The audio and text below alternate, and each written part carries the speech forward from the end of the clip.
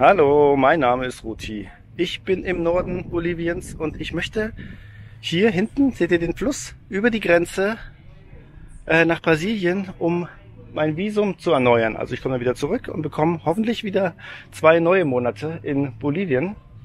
Das ist der Plan für heute. Mal sehen, wie das läuft.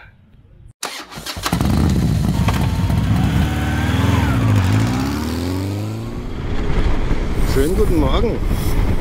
Operation Roter Sand geht weiter. Heute stehen 360 Kilometer auf dem Plan. Google sagt, wir brauchen dafür 8,5 Stunden. Das Ganze im Norden an der Grenze zu Brasilien ist die Zielstadt Guamarin oder so ähnlich. Und da möchte ich auch nach Brasilien rüberfahren, weil mein Visum in 10 Tagen ausläuft und durch diese Proteste in Peru ist die Grenze am Titicacasee zu. Und da möchte ich dann nicht stehen und habe kein Visum mehr und komme dann da nicht raus und bin weit weg von jeder anderen Grenze. Deswegen ist das der Plan, sich da ein neues Visum zu holen. Hallo. Und jetzt habe ich getankt. Hier ist die letzte Tankstelle. Also 360 Kilometer gibt es jetzt keine Tankstelle. Sollte kein Problem sein für mich. Ich habe noch die 5 Liter dabei. Ich habe jetzt auch noch die 1,5 Liter voll gemacht, weil für einen Frank ist es ein Problem.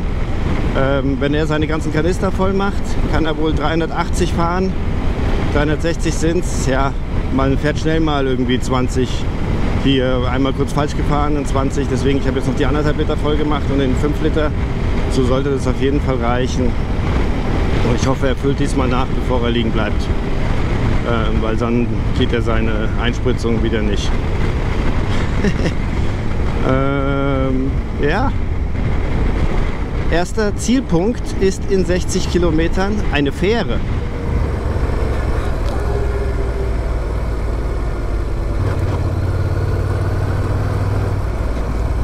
Aha.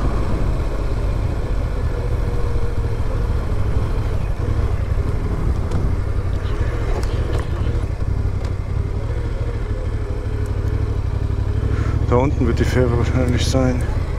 Ach, Frank ist wohl noch nicht da. Jetzt gucken wir mal. Ist ziemlich starke Strömung. Ich weiß nicht, wo die Fähre ist. So, hier sitzen jetzt große Papageien. Also wieder so einer wie in dem Hotel. Und dann noch ein richtiger Ara. Ich glaube, das ist so ein Blauhals, diese seltenen, die es nur hier in Bolivien gibt. Hola. Ist ihm nicht geheuer. Mach mal was.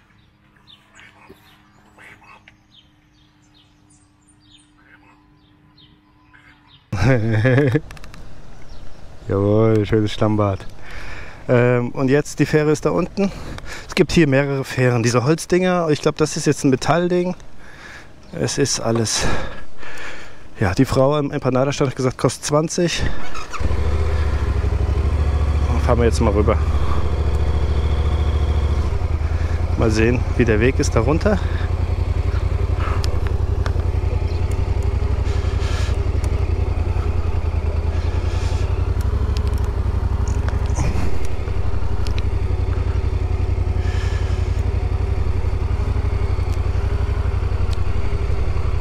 Ja, das ist jetzt so ein Metallding.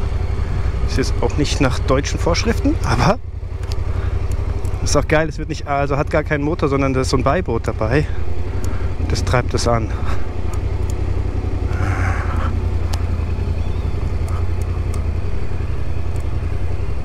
See?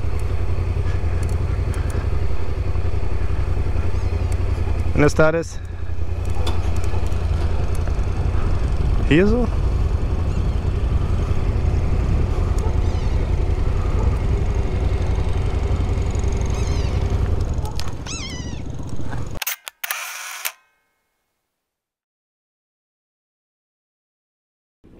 So, und es geht los.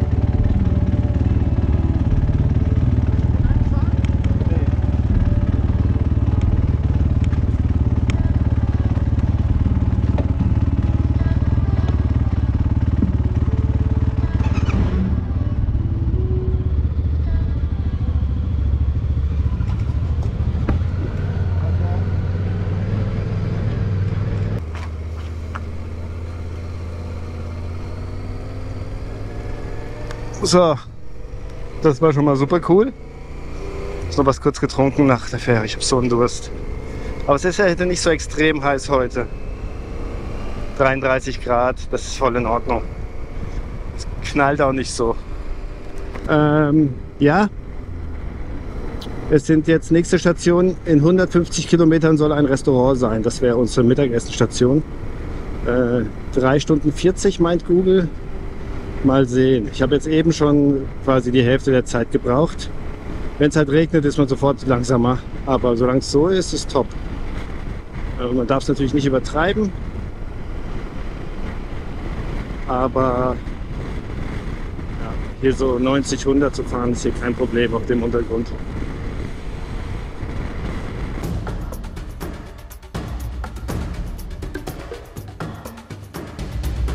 Guckt euch das an, das ist halt ein Traum. Hier diese riesigen Vögel, was immer das ist. Wow. Wir sind ja 1,50 Meter groß oder so.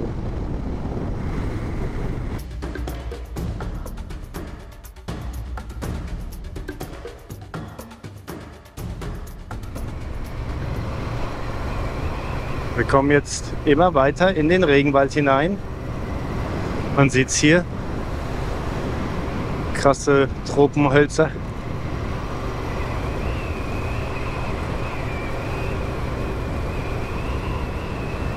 Jetzt habe ich mal kurz angehalten. Ich wollte euch mal zeigen, dass hier potenzielles Krokodilgebiet doch relativ groß ist. Man muss auch mal gucken. Also ich gucke immer, ob hier nicht irgendwas im Gras liegt und so, und dann schnapp. Weil wenn man das sieht, das ist halt perfekt für Krokodile, ne? Ich meine, man kann jetzt da durchsehen, ich sehe hier keine Viecher. Ich habe heute noch keine Krokodile gesehen, aber ja, und es ist halt auf dieser Seite und es geht halt die ganze Zeit, die ganze Straße entlang und auf dieser Seite ebenso, und da ist halt auch so richtig Tümpel, richtig perfekt für Krokodile, aber halt auch geile Pflanzen und diese riesen Reiher und anderen Vögel, die darin rumstapfen und Sachen sammeln. Seht ihr da diese weiße Blume? Weiß nicht, was, so eine Art Orchidee oder sowas.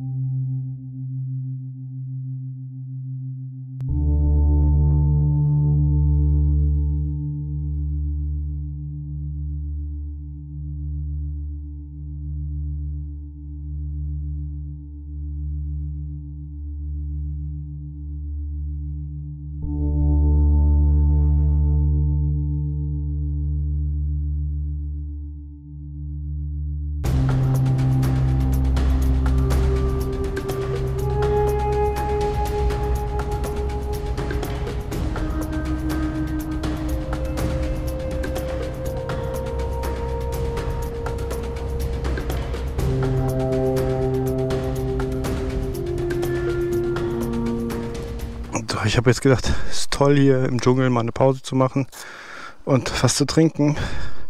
Ich habe einen brutalen Durst natürlich, aber Also habe ich auch gemacht.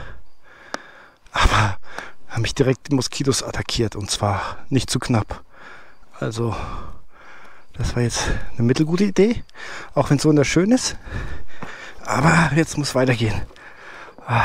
Das sind hier auch bestimmt die schönen, die Denguefieber und so und Malaria.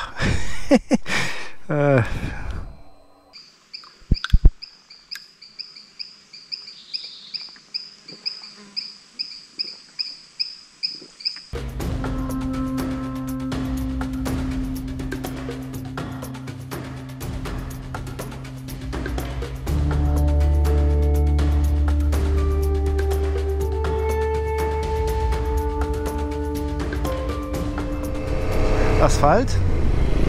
Ich würde sagen, ich bin angekommen. Jetzt der klopft Kokain, also Blätter.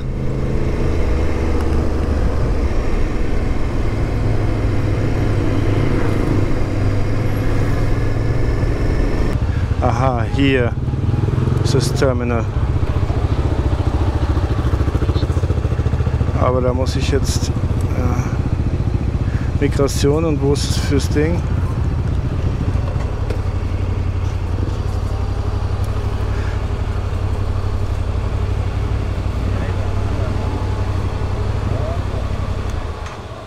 Wo ist das für? Das ist ja, aber das ist nur für Fußgänger. Das mit der Grenze wird heute leider nichts mehr, denn die Vehikelabfertigung war leider schon geschlossen. Also müssen wir einmal übernachten und können morgen erst zum Zoll gehen.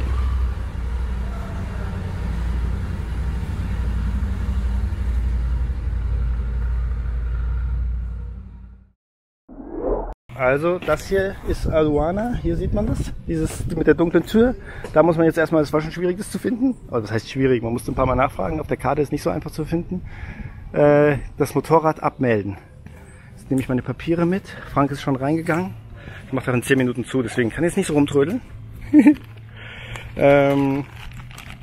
Papiere mitnehmen, reingehen und das abmelden. Und dann am Hafen, an diesem Fährhaus, da muss man dann die Personenausreise machen.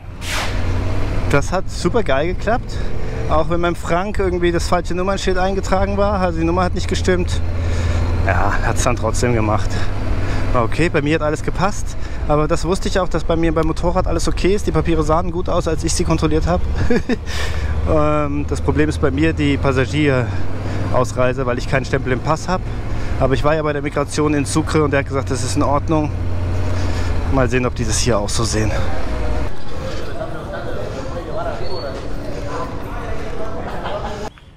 Also, folgendermaßen. Das Auschecken, Stempel und so weiter, alles kein Problem. War easy. Ich kann aber nicht einfach nach Brasilien und wieder zurück. Das geht nicht. Man muss einen Tag verstreichen lassen dazwischen. Also anders als in Chile und Argentinien. Das Ding ist, morgen ist Samstag. Und als Passagier könnte ich morgen wieder rüber, aber das Motorrad, die Zollabfertigung macht erst Montag wieder auf. Das heißt, ich muss mindestens das Wochenende drüben bleiben. Und jetzt ist es halt so, wir haben jetzt halt schon ausgestempelt und so weiter. Deswegen, wir müssen jetzt auch rüber. Zweite Sache, bei der Fähre war jetzt erstmal Mittagspause. Sollen jetzt wieder aufmachen. Deswegen warten wir da. Ist aber noch geschlossen.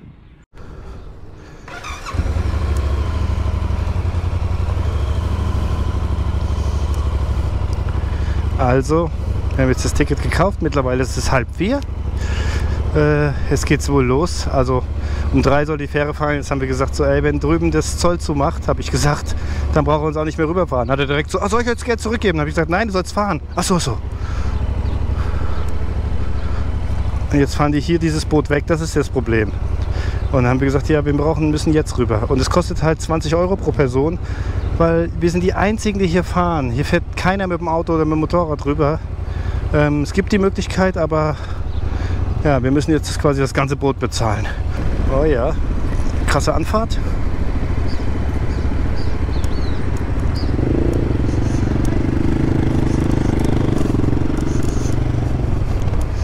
Holy shit, Alter.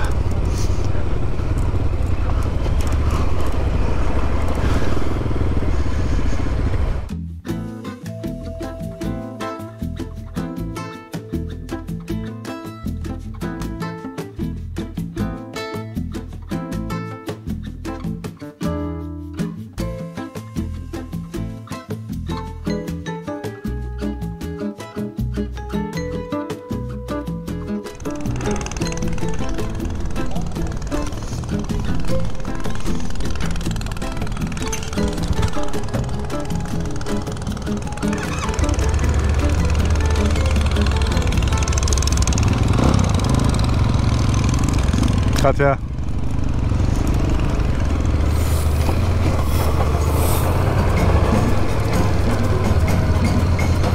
So, jetzt müssen wir wieder das Einchecken fürs Motorrad suchen. Es ist noch eine Stunde Zeit, bis die zumachen.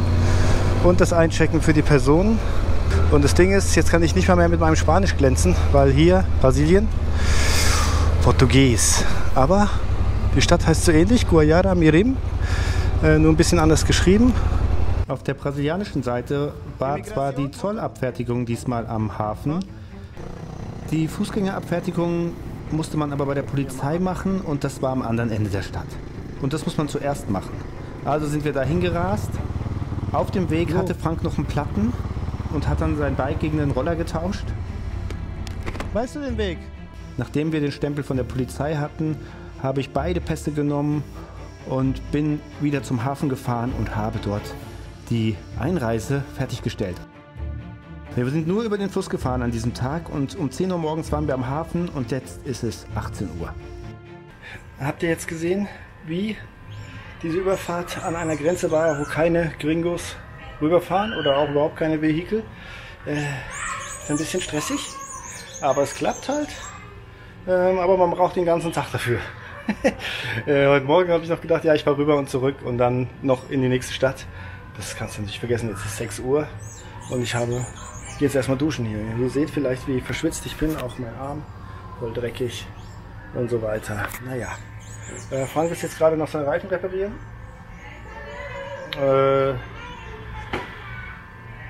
Damit war's das für heute. Wir haben jetzt hier einen Eiscafé gefunden und es gibt auch so Empanadas und ich trinke jetzt einen Milkshake und man merkt das wirklich, ich habe es gestern schon gesagt, der Wohlstand ist einfach höher hier. Man sieht das, wie die Häuser aufgemacht sind, die Geschäfte und auch die Milkshakes und so weiter. Und was cool ist, hier gibt es Kokosnüsse. Die schlagen so ein Eisending in die Kokosnuss rein und dann Strohhalm. Aber ich habe mich für Milkshake entschieden. Und das Gute ist, obwohl wir kein Geld haben, ist, dass die meisten Geschäfte bisher alle Geschäfte, wo ich war, haben Karte akzeptiert. Man kann sich natürlich nicht darauf verlassen, dass das dann auch in der Pampa so ist. Ich habe jetzt mal ein paar Dollar rausgepackt, damit ich die noch wechseln kann, aber auch Wechselstuben haben wir jetzt noch nicht wirklich gesehen. Gestern war es so, dass wir in 4 Banken oder so waren und da sitzt der Frank und sowohl seine als auch meine Karte haben nicht funktioniert. Wir sind nicht in der Lage gewesen, Geld zu holen. Dennoch haben wir aufgeladen und wollen heute an der bolivianischen Grenze entlang um Bolivien quasi herumfahren, um dann wieder nach Bolivien reinzufahren. Mal sehen, wie das läuft und mal sehen, wo wir Geld herbekommen. Es gibt gute Nachrichten. Ich habe brasilianische Reais. Und zwar war es so, dass ich die Frau vom Milkshake-Stand gefragt habe und die hat uns dann zu so einem Geschäft geschickt. Da kam einer raus, ein Motorradfahrer. Und er hat dann so, ja, was wollt ihr und so, hat langsam gesprochen, das habe ich gut verstanden. Und der hat dann gesagt, ja, hier in dem ganzen Ort gibt es keine Wechselstube. Und die Banken haben ja alle nicht funktioniert. Da haben wir schon so, ja. Und er hat gesagt, ihr müsst ein Boot nehmen, rüberfahren und da wechseln in Bolivien und dann wieder rüberfahren. Und wir dann so, oh. Aber er hat dann hier uns zum Hafen geführt. Wir sind hier am Hafen wieder, wenn ich das jetzt kurz zeigen darf. Hier sieht man das Wasser. Und da ist dieses, wo wir dieses Motorrad angemeldet haben. Und da hat er irgendeinen Typen angerufen und der ist vorbeigekommen und der hat mir Dollar gewechselt und einen Franc Bolivianos gewechselt. Und jetzt habe ich 50, das müsste jetzt erstmal reichen. Ich zahle so oft mit Karte wie es geht, aber hier in so einem Kiosk kannst du natürlich nicht mit Karte zahlen. Und jetzt habe ich Real, also super nett von dem Typen, also vielen, vielen Dank.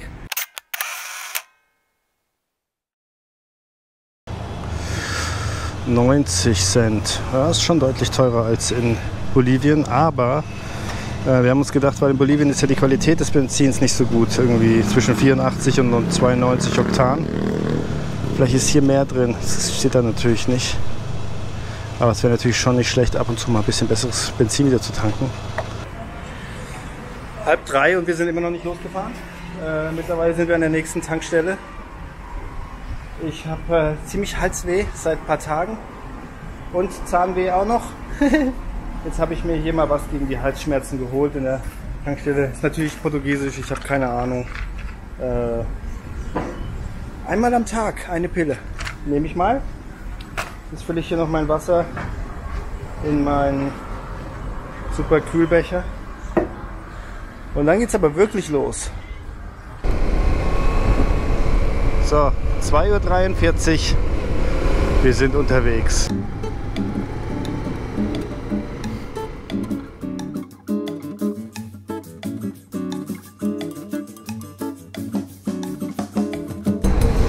So, jetzt ist hier die erste Kontrolle in Brasilien. Ich bin mal gespannt, was das bedeutet. Ob ich hier irgendwas machen muss.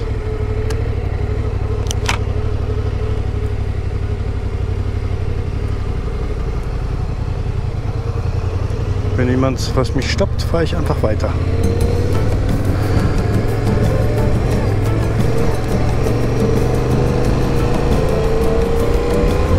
Und wenn wir jetzt ums Eck fahren da oben, dann sind wir wirklich super nah am Staat Amazonas. Also es gibt quasi ein Bundesland in Brasilien, das Amazonas heißt. Super geil.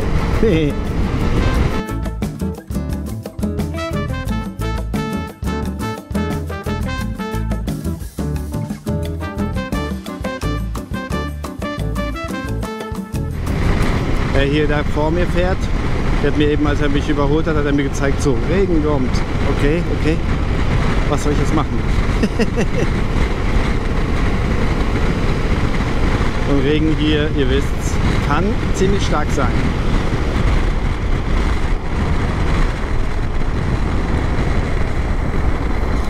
Hoppala, habe ich da runter geguckt.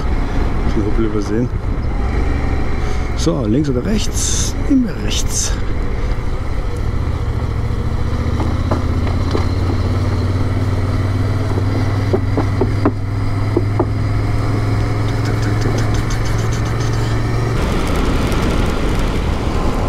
Die Hose braucht eh mal eine Wäsche, die ist knallrot.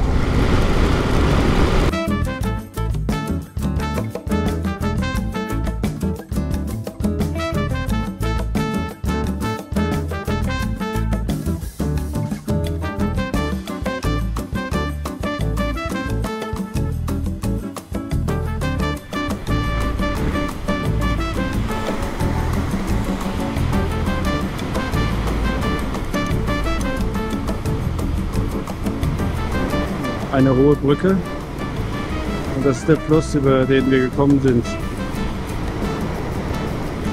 Nach Bolivien oder von Bolivien.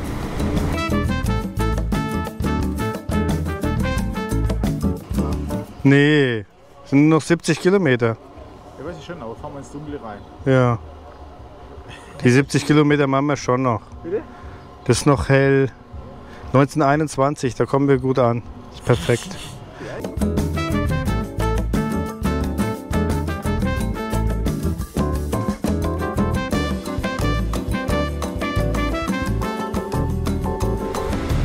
Die Straße geht zwar schnurstracks geradeaus, aber hier wird es nicht langweilig für mich. Ich finde den Dschungel so geil. Das ist alles cool. Und der Sonnenuntergang ist natürlich auch überragend.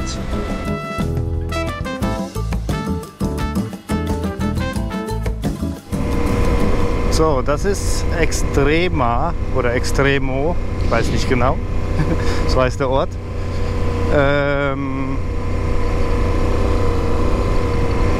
Der Frank ist ein bisschen zurückgefallen, weil ich ein bisschen auf die Tube gedrückt habe. Ich habe jetzt mal 2 Minuten, also es stand jetzt schon 2 Minuten am Rand. Aber der kommt schon. Ich glaube, er hat Hotel Pinguin eingegeben, deswegen habe ich das jetzt auch mal eingegeben. Fahre da einfach mal hin und frag mal, was ein Pinguinzimmer kostet. Sieht gut aus, ne? Sauber alles. Ja. Auf Bad sah gut aus. Guten Morgen aus Extrema. Ich habe immer noch Halsweh, immer noch Zahnschmerzen ein bisschen. Hier, Zahnarzt. Heute ist Sonntag und Brasilien, ist uns schon aufgefallen, hat mehr so die Regeln wie bei uns. Also hier ist alles zu. Das ist in den anderen Ländern undenkbar. Gerade in Bolivien, da ist immer alles offen. Aber hier alles zu. Und auch abends war es dann immer so, dass man nichts mehr zu trinken kaufen konnte. Also im Geschäft, weil die Geschäfte auch abends zumachen. Auch in Bolivien, das ist man nicht gewohnt. Da kannst du immer irgendwo einen Kiosk finden, der irgendwas offen hat. Zumindest bis 10 Uhr. Wir haben ein Restaurant gefunden, wie man hier sieht. Da parken wir und es ist ein Grillrestaurant, Überraschung. Kein Frühstück, aber es gibt hier so gegrilltes. Hier ist die Glut, das ist brutal heiß. Es sind ja nur 35 Grad sowieso schon. Und ja, verschiedenes Fleisch. Und dann ist es so eine Art Buffet. Hier sind die Sättigungsbeilagen. Ich weiß nicht, was das ist. Aber Nudeln seht ihr, das ist hier Yuca. Das gibt es überall hier in Brasilien, sind immer so Brotkrumen. Wir haben einmal die Cholesterin-Todesbeilage genommen. Herzinfarkt in 2 Stunden. Perfekt. Das ist die Auswahl.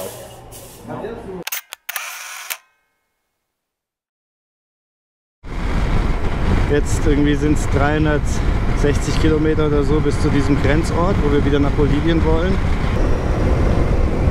Seht ihr, hier ist trocken. Da vorne steht der Regen auf der Straße.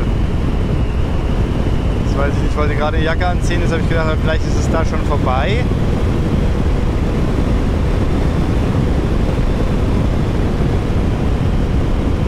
Ist auf jeden Fall deutlich kühler schon wieder.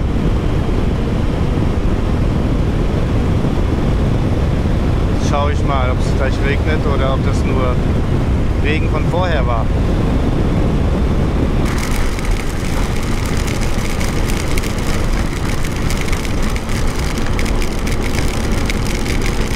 Da ist hell, es ist nur da.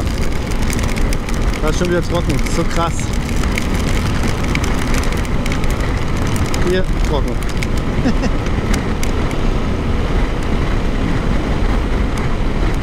Fertig.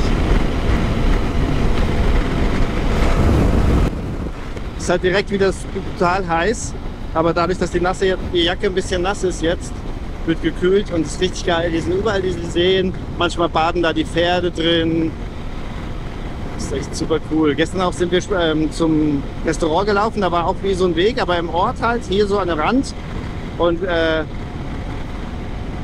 war dann wirklich 1 Meter neben uns, war so dunkel, war so ein Wasserschwein hat da gestanden. Da hast du echt gemerkt, wenn da ein Krokodil ist, das frisst dich, ohne dass es jemand merkt halt. Wir sind dann so ein bisschen eher auf der Straße gelaufen danach. Da ist so eine Art Kondor. Ja, ist ganz geil.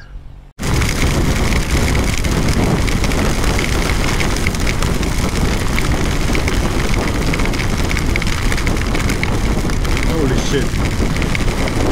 Jetzt regnet es aber richtig. Meine Güte. Wow. Ich kann nichts sehen, mein ganzes ist wie unter Wasser zu sein.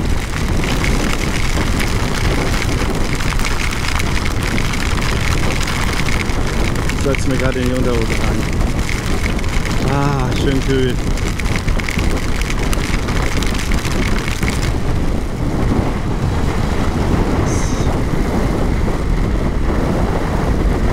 Puh, jetzt bin ich einmal ganz gestrahlt.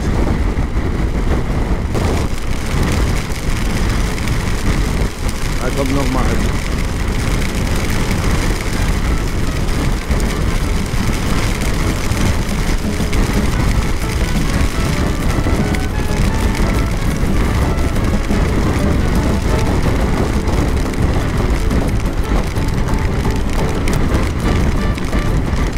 Ja, und hier wieder trocken. Total. Da hinten ist schon wieder nass.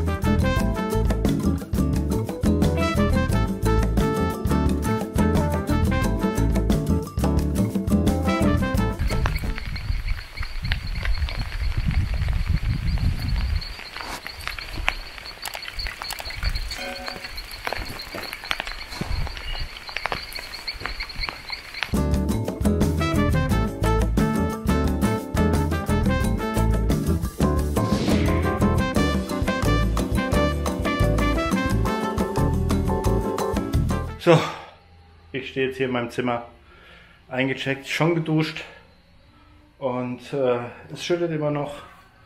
Und wie ihr vielleicht seht, alles zum Trocknen rausgehängt, rausgelegt. Vieles ziemlich nass. Und ihr seht, es ist ein schickes Zimmer. Wir waren erst in dem ersten Hotel, das war voll, zu einem Überfluss noch. Und dann das hier, 16,50, ist jetzt nicht ganz billig, aber ja, ich habe dann auch keinen Bock mehr gehabt, jetzt irgendwie hier noch durch den Ort zu fahren und da irgendwie zu suchen. Das war anstrengend, obwohl die ganze Strecke komplett durchasphaltiert war. Es hat so geregnet, ihr habt es ja gesehen, also. Und ja, ihr seht ja immer nur einen kleinen Ausschnitt, aber es hat stundenlang geregnet, also wirklich, wirklich schlimmer Regen. Was euch auf der Etappe vielleicht aufgefallen ist, zumindest manchen von euch, und zwar diejenigen, die meinen Kalender erworben haben. Hier in dem Video war jetzt das Titelblatt zu sehen im Dschungel. Ja, wo ich eine Pause gemacht habe, Krokodilgebiet, Regenwald. Ja, super cooles Bild, finde ich. Und auch das Februarbild war in diesem Video zu sehen, und zwar bei der ersten Fährüberfahrt. Was kann ich dazu noch ergänzen? Ja, eine der coolsten Fährüberfahrten überhaupt in Südamerika für mich. Und vor allem war es meine erste auf so einer richtig, sag ich mal, richtigen Abenteuerfähre. Ja, so eine kleine. Ja, in Patagonien habe ich auch Fähren genommen und so, aber die waren alle ein bisschen größer. Das war ja eher so ein Floß. Ja, es hat ja noch nicht mal einen eigenen Antrieb. Und deswegen habe ich es auch mit reingenommen in den Kalender, weil es eine schöne Erinnerung ist und eine richtige Abenteuer-Flussüberfahrt war. Ja, jetzt habe ich das Titelblatt erwähnt und Februar, aber was ist mit Januar? Ja, ich hatte ja eigentlich vor, in jedem Monat ein Video zu den Kalendern zu machen, aber in diesem Monat ist es so, dass es genau aufeinander trifft mit meiner Berichterstattung zu meiner Dschungelfahrt in Bolivien. Und ja, Januar und Februar sind aus diesem Trip und deswegen behandle ich diese beiden Monate in diesem Video zusammen. Ja, Februar habe ich eben schon erwähnt. Januar kommt auch noch in der nächsten oder übernächsten Folge. Wenn ich weiter Süden zurück in Bolivien bin, da ist bei einem kleinen Ausflug das Januarbild entstanden. Ihr habt es ja schon gesehen, wilde Tiere sind hier viele und auch Pferde gehören dazu. Allgemein wollte ich nochmal auf die Kalenderthematik eingehen. Ja, ich weiß, einige waren zu spät. Ich sag mal so, ich gebe mir 30% der Schuld, aber tatsächlich war der Zulieferer, der hat nicht geliefert. Ja. Und ja, ich habe täglich da mit denen diskutiert und lalalala, aber ich konnte es nicht beschleunigen. Ja, bei denen gab es auch Probleme. Die entschuldigen sich bei mir, ich entschuldige mich bei euch. So ist es. Nächstes Jahr oder dieses Jahr habe ich schon einen Plan im Kopf, wie ich das besser machen kann. Ich möchte mich nochmal entschuldigen, es tut mir leid. Es war wirklich anders geplant und wäre alles nach Plan gelaufen, wären die Kalender alle zu Weihnachten da gewesen. Ja. Im nächsten Video geht es weiter mit meiner Dschungeltour und zwar fahre ich zurück nach Bolivien oder ich will die Grenze überqueren und es gibt die erste richtige Matsch-Etappe im Regenwald. Ich wollte es noch erzählen in Brasilien, wegen dem ganzen Regen jetzt und Matsch und so weiter. Wenn man sich in Social Media äußert, da muss man immer schon ein bisschen vorrudern, sage ich mal. Und weil man schon weiß, die Leute, ja, das ist ja auch dumm, während der Regenzeit zu fahren. Das machen nur Idioten und so. Die Brasilianer haben mir gesagt, es gibt 2 Jahreszeiten im Regenwald. Es gibt viel Regen und ein bisschen weniger Regen. Also es regnet immer, das ist eben Regenwald. Ja. Wie das im nächsten Video aussieht, sehen wir dann. Ich möchte mich noch für die Unterstützung bedanken bei Martin, Bernd und Oliver. Vielen, vielen Dank und lasst ein Abo da, lasst ein Like da und dann sehen wir uns im nächsten Video wieder. Auf Wiedersehen.